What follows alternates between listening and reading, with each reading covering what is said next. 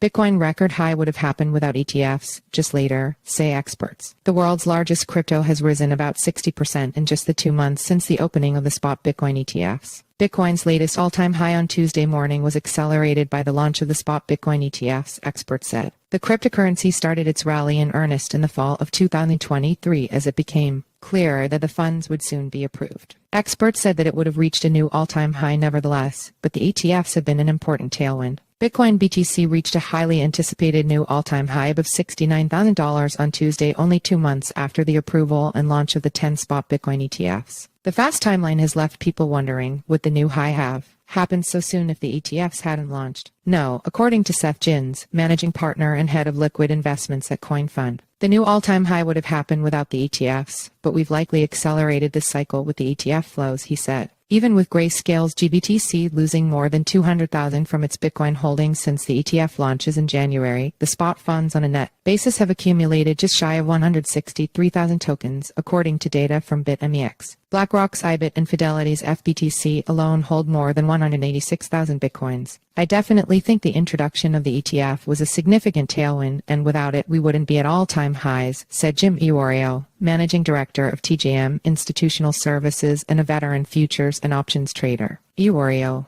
believes that the recent rally is not just ETF-driven, but rooted just as much in the current political landscape, including anticipation that the U.S. Federal Reserves will lower benchmark interest rates in the coming months, as well as the end of the Bank Term Funding Program, an emergency platform put in place by the Fed in 2023 to stem what threatened to turn into a banking crisis. The bid in all of crypto is a no-confidence vote for the stewardship of fiat currencies and the potential for the Fed to restart quantitative easing and accommodative policy to assist in a pinch, said Iorio. In addition to the roughly 50% rally in Bitcoin since the ETFs came online in January, much of the token's near tripling in price in 2023 came after BlackRock in June indicated its intention to open a spot fund, and Grayscale was victorious in its court case challenging the SEC's rejection of its spot ETF hopes. While there are likely multiple factors driving the price of Bitcoin right now, there is no question ETFs are playing a starring role, said Nate Jarosai, president of the ETF store. The convenience of the ETF wrapper has unlocked a significant new source of demand in the form of retail investors, advisors, and institutional investors who didn't want to hassle with buying Bitcoin directly from crypto exchanges.